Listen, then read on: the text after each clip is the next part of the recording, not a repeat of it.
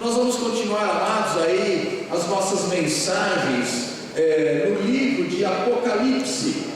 É um livro que tem se revelado para nós, aliás, é por isso que se chama revelação, né? Revelação de Deus. E só para os irmãos recordarem, né? Nossa primeira mensagem foi lá sobre a introdução, né, do capítulo 1. Depois nós trabalhamos carta por carta, né, as 7 cartas às igrejas da Ásia Menor.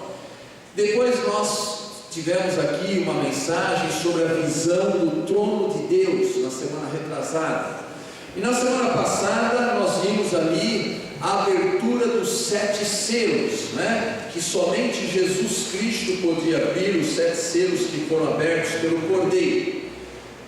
E agora, neste capítulo de número 7 de Apocalipse, nós vamos ver, amados, uma passagem que dá muitas margens à interpretação, que é a visão dos 144 mil selados, né, em Israel, e a visão das pessoas glorificadas que vieram da grande tribulação. É um texto muito interessante, que nos fala um pouco mais do céu, que nos fala um pouco mais da vida daqueles que morreram com Cristo, que nos fala um pouco mais desses mistérios que às vezes nós lemos e fica assim, o seu significado fica às vezes escondido de nós. Mas eu creio que Deus não gostaria que a sua palavra fosse um grande mistério incapaz de conhecermos. E é possível sim conhecermos, não tudo, porque a palavra de Deus ela nunca se esgota. O conhecimento das coisas de Deus nunca se esgotam. É como se fosse uma profunda caverna e você vai achando ali uma mina, né? Pepitas de ouro, e quanto mais você se aprofunda, mais pepitas de ouro você acaba encontrando. Então eu gostaria que os irmãos abrissem aí no capítulo de número 7 de Apocalipse. Eu farei uma rápida leitura para nós termos aqui um embasamento, né, naquilo que nós vamos falar. Diz assim, irmãos: depois disto vi 4 anjos em pé nos 4 cantos da terra, conservando seguros os 4 ventos da terra, para que nenhum vento soprasse sobre a terra, nem sobre o mar, nem sobre árvore alguma. Vi outro anjo que subia do nascente do sol, tendo o selo do Deus vivo, e clamou em grande voz aos 4 anjos, aqueles aos quais fora dado fazer dano à terra e ao mar, dizendo: não danifiqueis nem a terra, nem o mar, nem as árvores, até selarmos na fronte os servos do nosso Deus. Então ouvi o número dos que foram selados, que era 144 mil, de todas as tribos dos filhos de Israel.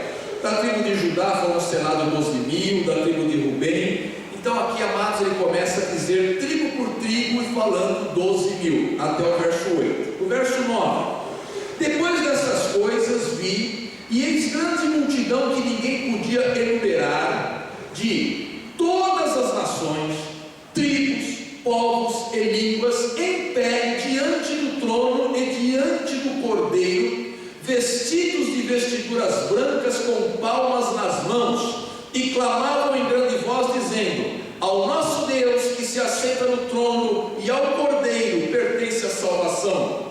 Todos os anjos estavam de pé rodeando o trono, os anciãos e os 4 seres viventes, e ante o trono se prostraram sobre os rostos e adoraram a Deus, dizendo: amém. O louvor e a glória e a sabedoria e as ações de graça e a honra e o poder e a força sejam ao nosso Deus pelos séculos dos séculos. Amém. Um dos anciãos tomou a palavra, dizendo: estes que se vestem de vestiduras brancas, quem são e de onde vieram? Respondi-lhe: meu Senhor, tu o sabes. Ele então me disse: são estes os que vêm da grande tribulação, lavaram suas vestiduras e as alvejaram no sangue do Cordeiro, razão porque se acham diante do trono de Deus, e o servem de dia e de noite no seu santuário, e aquele que se assenta no trono estenderá sobre eles o seu tabernáculo. Jamais terão fome, nunca mais terão sede, não cairá sobre eles o sol nem ardor algum, pois o Cordeiro que se encontra no meio do trono os apacentará e os guiará para as fontes da água da vida, e Deus lhes enxugará toda lágrima. Amém. Amém. Amados, vamos caminhar neste texto no capítulo 7. João viu 4 anjos que seguravam os 4 ventos da terra. Toda vez que aparece a palavra vento, é um sinal do juízo divino. Só que aqui foi momentaneamente retido, porque se vocês permaneçam até com a Bíblia aberta, né, que nós sempre vamos voltar lá, os 4 anjos seguraram os 4 ventos da terra, para que nenhum vento soprasse sobre a terra, nem sobre o mar, nem sobre árvore alguma. Estava vindo um forte vento significando juízo divino sobre as pessoas da terra, sobre as estruturas da terra. Aí Deus dá uma ordem para os anjos: segurem o vento, para que não haja nenhum mal para as pessoas que são minhas. Por que Deus fez isso? Para que o povo de Deus pudesse ser marcado e assim não viesse a sofrer dano quando aquelas forças ameaçadoras se desencadearem. O que isso aqui mostra, amados? Que Deus marca os seus filhos. Aliás, Paulo fala lá em Efésios, diz assim: porque vós que cresces em Cristo fostes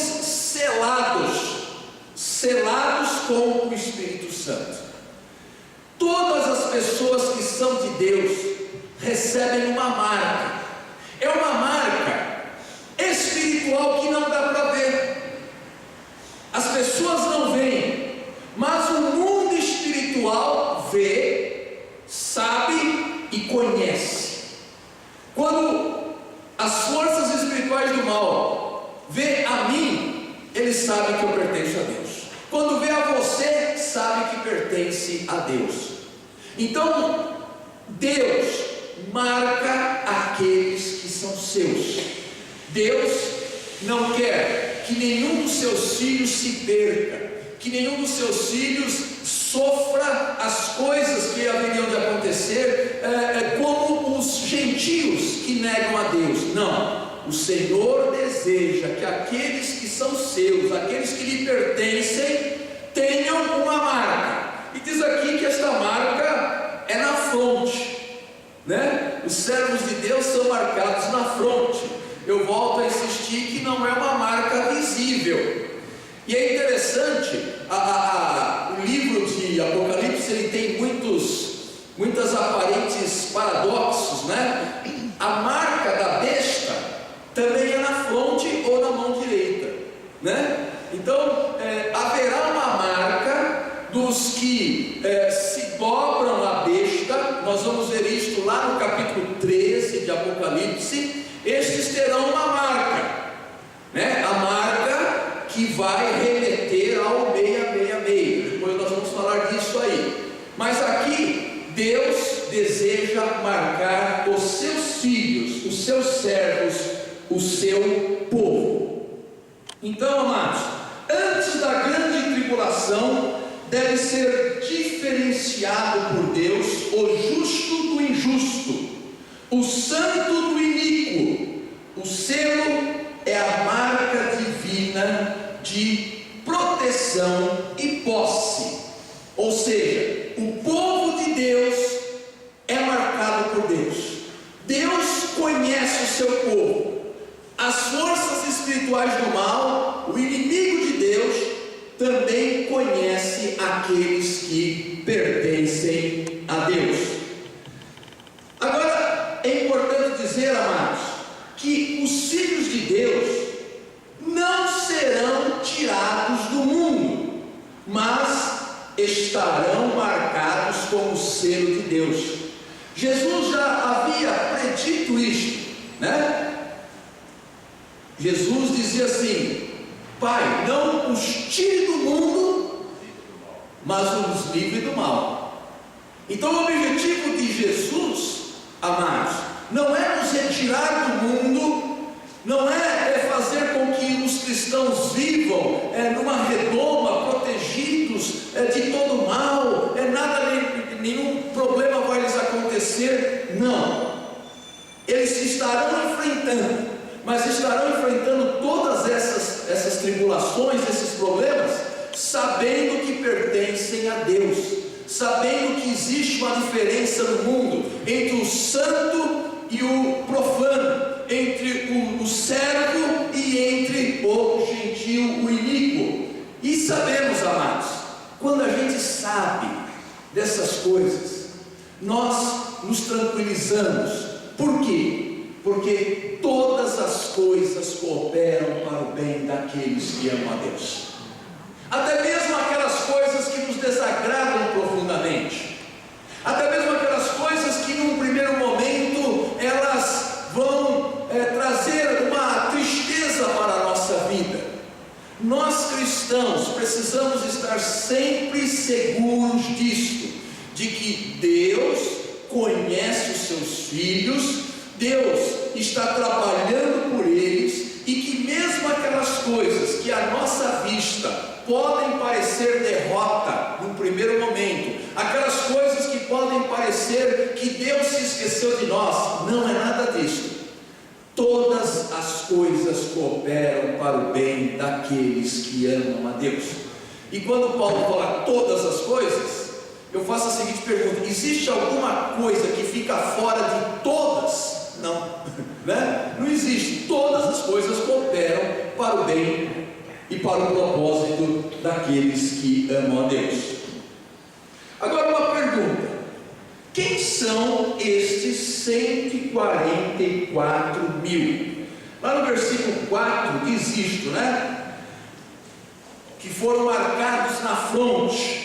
Então ouvi o número dos que foram selados, que eram 144 mil, de todas as tribos dos filhos de Israel. Num primeiro momento, a resposta mais fácil seria dizer o quê? São 12 mil de cada tribo de Israel. Num primeiro momento, aparentemente, esta seria a resposta. Os melhores autores, os melhores intérpretes da palavra não pensam assim. E é interessante que alguns grupos dizem: esses 144 mil somos nós. Por exemplo, se você perguntar para o testemunho de Jeová, eles vão falar: somos nós. Só que eles já passaram muito 144 mil, vai ficar gente de fora, né?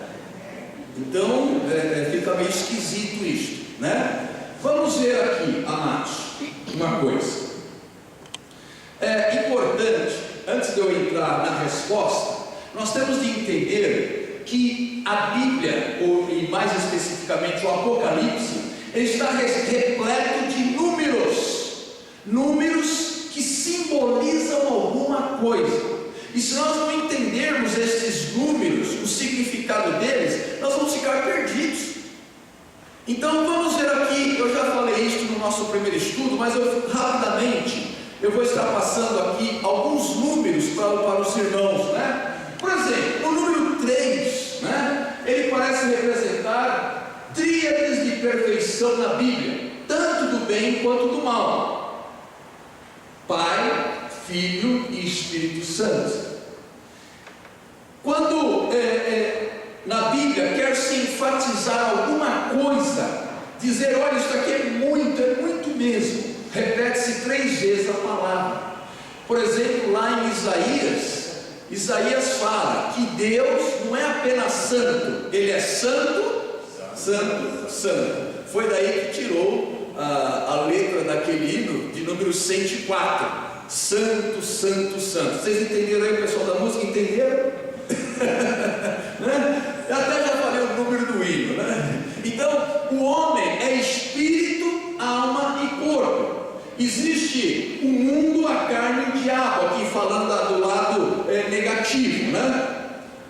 Por exemplo, o número 4. O número 4 dá a ideia de representar o controle absoluto de Deus sobre a terra.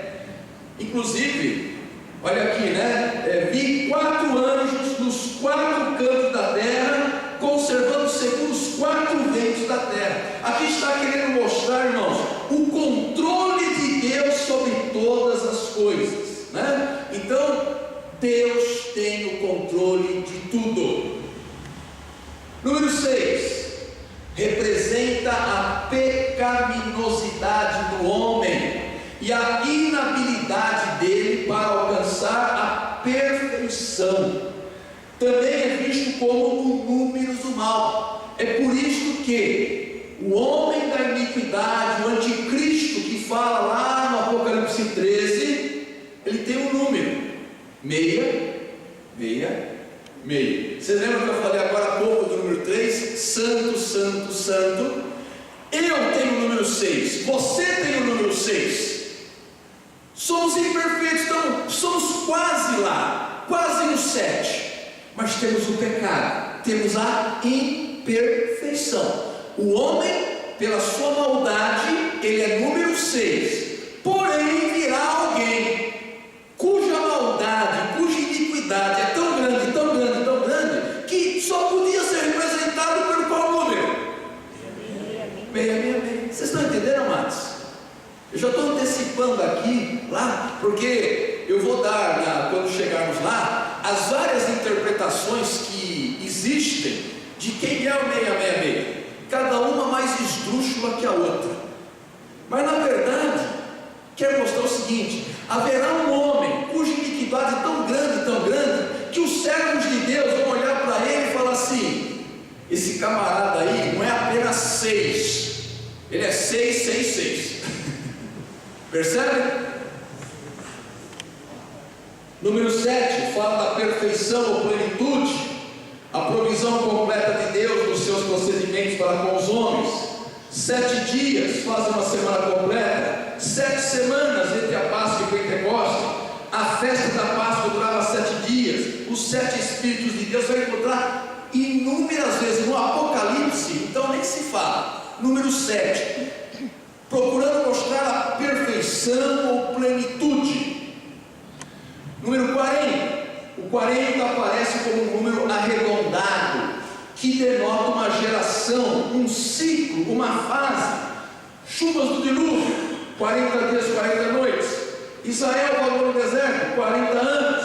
Elias jejuou 40 dias. Foram dados 40 dias a Nínive. Jesus jejuou 40 dias. Amados, existem dezenas e dezenas de menções ao número 40, querendo demonstrar um ciclo, um período, uma geração. Então agora nós vamos lá, nós vamos chegar nos 144 mil.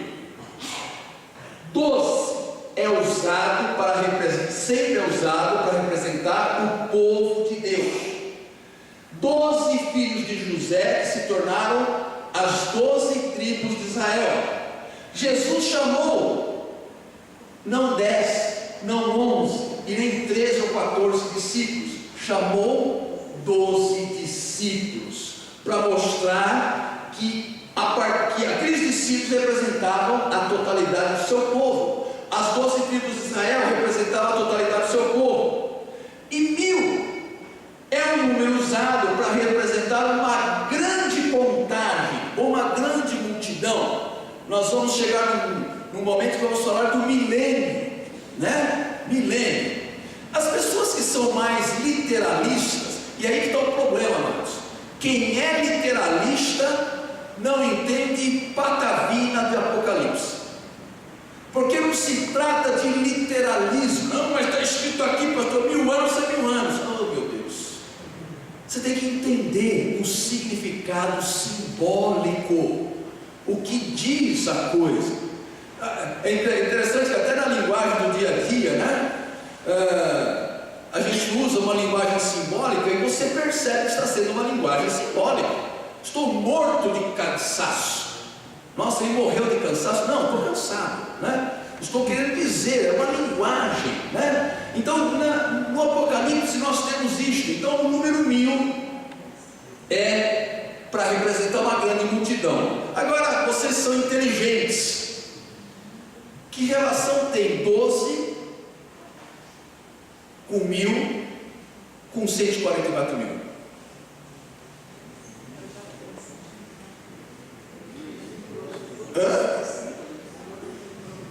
Que relação que tem? Mas me fala qual a relação que existe o número 12 com o número 1000 e com 144 mil.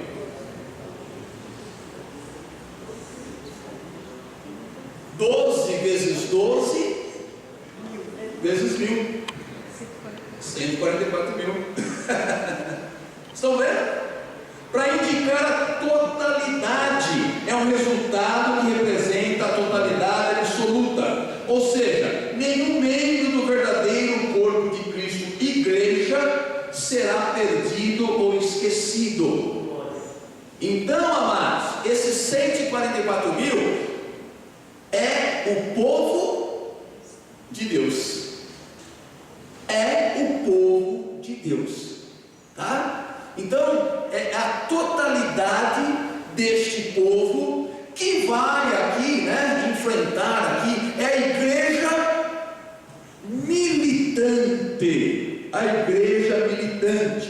Ou seja, esses 144 mil representa os verdadeiros cristãos na terra, que ainda estão sujeitos às tempestades do juízo divino, que são aquele vento lá, que Deus mandou segurar momentaneamente, para marcar na fronte, e depois o vento volta a soprar. O juízo divino está aí, amados.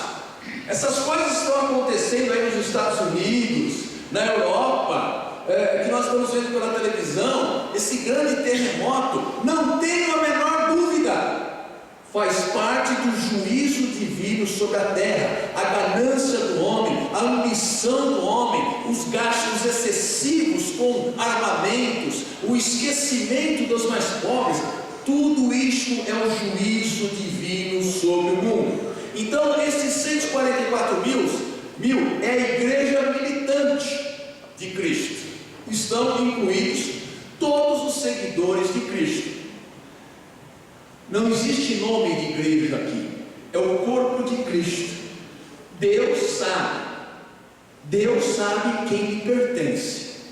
E aí eu digo, também não adianta dizer que é o nome de todo mundo que está escrito no rol de membros das igrejas. Não, porque infelizmente, nem sempre quem está escrito no rol na terra está escrito lá no rol do céu. Deveria ser assim, mas infelizmente não é assim. Deus sabe os que lhe pertencem. Então, todo o povo de Deus está marcado, selado. E quando os juízos de Deus se desencadearem sobre o mundo, todos os servos do Senhor estarão marcados com o seu selo. Então eu quero dizer que os juízos de Deus já estão aqui agindo no mundo. Aqueles 4 anjos já soltaram os 4 ventos, e este vento está soprando. Amados, vão acontecer muitas coisas daqui para frente que vai assustar muita gente mesmo. Eu não sei se é 2012, outro dia me perguntaram, né, sobre 2012, né? Não, que 2012 vai acontecer e tal. Eu digo o seguinte: eu não acho que Deus, que tem a sua palavra aqui, a sua revelação que deu através da palavra de Deus, eu não acredito que ele ia dar lá para os maias uma revelação que em 2012 aconteceria tal e tal coisa e tal. Para os maias, serve, porque essa história de 2012 surgiu dizendo lá, os maias lá que viveram lá séculos atrás, né? Eles tinham um calendário e esse calendário terminou em 2012. Por que terminou em 2012? Sei lá, porque o cara que estava fazendo o calendário morreu. Morreu. Gente, uma hora ele tinha que terminar o calendário, porque os maias viveram lá mais de 1000 anos atrás, né? Mais de 500 anos, tá? Então, alguém, como se a gente começasse a fazer o calendário agora, vai, ano 2500, 2600, tal. Aí uma hora a gente fala, cansou, né? Nem vou viver lá, deixa eu parar de fazer calendário. Então, os maias acabaram o calendário. Então, para mim, 2012 é como qualquer ano. Outro dia, quando começou esse negócio de 2012, né? O meu filho estava preocupado com esse negócio de 2012. Mas sabe por quê? Por causa da Copa do Mundo aqui no Brasil. Ele estava preocupado que não tivesse a Copa do Mundo. Eu falei, filho, vamos assistir a Copa, vamos ver o Brasil perder na Copa. Antes tivesse acabado o mundo, né? Aí, então, amados, agora vejam só. No capítulo 4 nós vimos os 144 mil que foram selados, e nós dissemos que é a igreja militante. Agora, olha lá o versículo 9. Depois dessas coisas vi, e eis grande multidão que ninguém podia enumerar, de todas as nações, tribos, povos e línguas, em pé, diante do trono e diante do Cordeiro, vestidos de vestiduras brancas, com palmas nas mãos. Quem são estes? Quem são estes? Que vieram da grande tribulação. Lá na frente, no versículo 14, né? Diz aqui que foram aqueles que vieram da grande tribulação.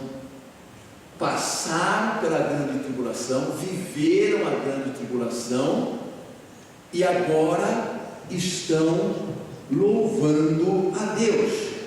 E é interessante que um dos anciãos pergunta a João: quem são estes? E João confessa ignorar, não sei, o senhor sabe. E o ancião responde: estes são os que vieram da grande tribulação e lavaram suas vestiduras no sangue do Cordeiro. Então, amados, é interessante que este grupo, ele não está marcado com o selo de proteção, porque já não mais precisa deste selo aqui, ó, na testa. Eles já estavam fora do mundo e lá na presença de Deus. E eu acho muito bonita esta imagem. Gente de todas as nações, brasileiro, até argentino vai estar lá, alemão, americano, japonês, chinês, tudo, né? Que mais? Tribos guaranis, chavantes. A igreja metodista tem um bonito trabalho no meio dos índios, né? Muitas igrejas têm trabalho. Asas do Socorro, tem um irmão aqui da igreja ligado às Asas do Socorro, não tem? Né? Asas do Socorro. Gente de todos os povos e línguas. Olha que bonito, né? Enquanto o judeu lá tanto no Antigo Testamento quanto lá no início lá do Novo Testamento, eles diziam assim: olha, nós é que somos o povo de Deus, tá? Deus abriu a porteira. Jesus falou assim, é por isso que está lá em João capítulo 1, falando do verbo de Deus. O que Jesus fala? Ele veio para os que eram seus, mas os seus não receberam. Então, todos aqueles que aceitarem o nome de Cristo, Jesus estará recebendo. Olha que coisa bonita, amados, né? Todos os povos, tribos, nações, raças estarão lá presentes, estarão presentes diante do trono. Já pensaram que coisa bonita, irmãos? E todos estarão vestidos com vestiduras brancas. Olha aqui aparecendo outra vez, vestiduras brancas. Em algumas das igrejas que nós vimos lá nos 2 primeiros capítulos, né? Aquele que vencer herdará o reino, a coroa e vestiduras brancas para se vestir, né? Vestidura branca simboliza a pureza, simboliza que fomos lavados pelo sangue do Cordeiro. As pessoas que já partiram e que vão partir, amados, e que vão enfrentar aí a grande tribulação e vão morrer nesta grande tribulação, elas estarão diante do Cordeiro com as suas vestiduras brancas. Então, amados, essas pessoas, eles tinham saído vitoriosos das provações. Isto é simbolizado pelas suas vestiduras. Mostravam-se jubilosos. Isto é simbolizado pelos ramos de palmeiras que trazem nas mãos. Agora eles gozam a paz, alegria e vitória. Toda necessidade é suprida e curada, e afastado todo o pesar, toda lágrima é enxugada. Foram selados na terra, agora no céu eles estão ao redor do trono de Deus. E diz aqui o ancião: jamais terão fome, nunca mais terão sede, nem ardor algum, e Deus lhe enxugará dos olhos toda lágrima. Amados, nestas últimas semanas nós fizemos aqui alguns ofícios fúnebres na igreja, de pessoas ligadas a irmãos e irmãs da igreja, e muitas pessoas já foram antes de nós. Essas pessoas, elas estão ao redor, né, de Deus, estarão ao redor de Deus. Existe um lugar, não é purgatório, por favor, não, nem use essa palavra, não existe na Bíblia essa palavra, viu? Não use. É um lugar intermediário, né, que haverá antes de irmos para o céu, né? Lembram-se quando o ladrão estava na cruz ao lado de Cristo? E um dos ladrões, né, porque o outro continuou blasfemando até o fim, e Jesus fala assim para aquele que creu: hoje mesmo estarás comigo no paraíso. Não é aí no céu, é no paraíso. É um lugar que já vamos gozar já da antecâmara do céu. Lembra-se quando Jesus conta daquela história do rico e do Lázaro? Lembra-se, né? Que Lázaro, aquele homem que sempre foi esquecido na sua vida, que comia das migalhas que caíam lá no chão. Então, quando ele morre, ele é levado imediatamente ao seio de Abraão. A palavra usada é essa, seio de Abraão, que é o paraíso, que é este mesmo lugar que Jesus falou lá para o ladrão. Então ali ainda são ainda é um lugar que ainda não é este aqui, porque o livro do Apocalipse é interessante. Ele vai e volta no tempo, ele mostra coisas lá da frente, mostra coisas que ainda estão acontecendo aqui. É uma história maravilhosa, é uma revelação maravilhosa, mas a gente precisa entender, né? Haverá sim, depois do grande juízo, este momento que estaremos diante do trono de Deus, todos nós, vestidos com vestes brancas, e ali não haverá mais choro, tristeza, separação, doença, câncer, nenhum outro tipo de problema de saúde. E ali, amados, é que realmente haverá a plenitude das promessas de Cristo. Jesus fala assim: aquele que crê em mim não passará pela segunda morte. Existem duas mortes na Bíblia. A primeira morte é aquela que nós vamos morrer todos, tá? Um dia o coração para, Esta é a primeira morte. Mas diz a palavra de Deus que aquele que morre em Cristo não passará pela segunda morte. A segunda morte é terrível.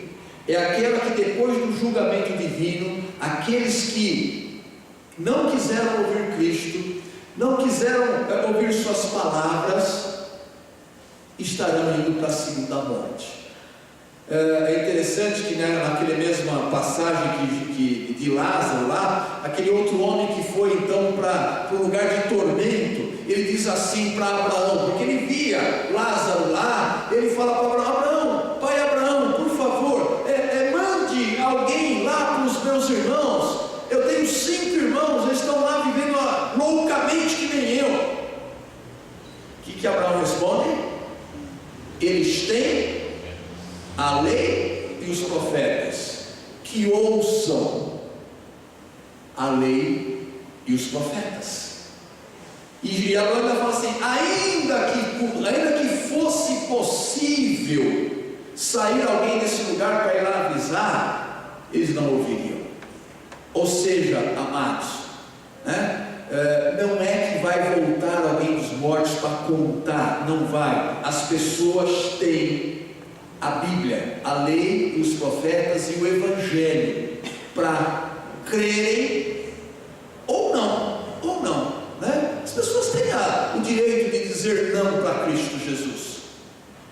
Jesus nunca sai correndo atrás de alguém, porque Jesus oferece o seu Evangelho, e ele fala assim: vinde a mim, e abre os braços, né? Vinde a mim todos que estáis cansados e sobrecarregados, e eu vos aliviarei. Troca o seu fardo, eu te dou um outro fardo, só que o meu fardo é leve e suave. Agora, Jesus não sai correndo atrás de ninguém para dizer assim: olha bem, eu vou te facilitar as coisas.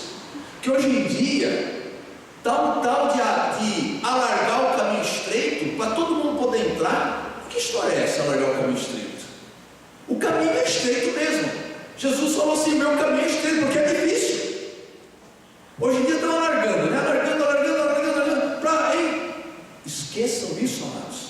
O caminho de Jesus é estreito, que é o caminho da salvação, ou seja, é difícil. E a Bíblia diz: e são poucos os que passam por ele. Agora, os que passarem por ele, os que decidirem dizer sim a Deus, estarão aqui. Vão passar pela grande tribulação. Existe uma linha de teólogos que entende que a igreja de Cristo não passará pela grande tribulação, porque a Bíblia diz que haverá dias tão terríveis, que se Deus não tivesse abreviado esses dias, muita gente, toda a população morreria. Pela misericórdia de Deus, ele vai abreviar.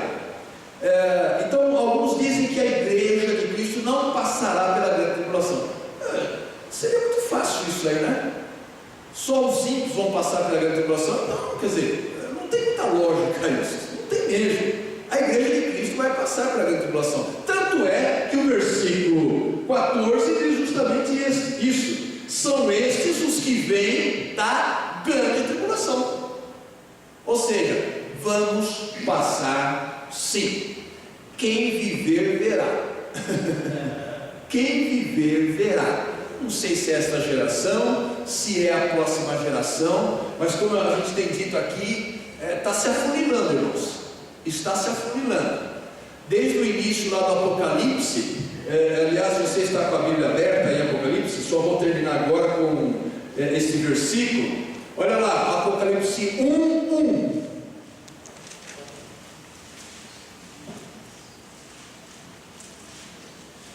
Apocalipse 1:1. Olha lá o que diz: revelação de Jesus Cristo, que Deus lhe deu para mostrar aos seus servos o que? As coisas que em breve devem acontecer. Agora o versículo 3: bem-aventurados aqueles que leem, ou seja, feliz aquele que lê o Apocalipse, e aqueles que ouvem as palavras da profecia e guardam as coisas nela escritas. Por quê? Pois o tempo está próximo. E olha que isso foi escrito há 2000 anos atrás. Então agora está mais próximo ainda. Está mais próximo ainda. Coisas que em breve devem acontecer e coisas que estão próximas. O Senhor quer que cada um de nós passe por essas tribulações, mas se mantenham firmes no Senhor. Você tem a marca de Cristo. Você recebeu o selo na sua fronte. O diabo sabe disso. As forças espirituais do mal sabem disso. Creia, você está marcado por Deus, para que nenhum de nós se perca pelo caminho. Amém? Amém. Então, apenas a primeira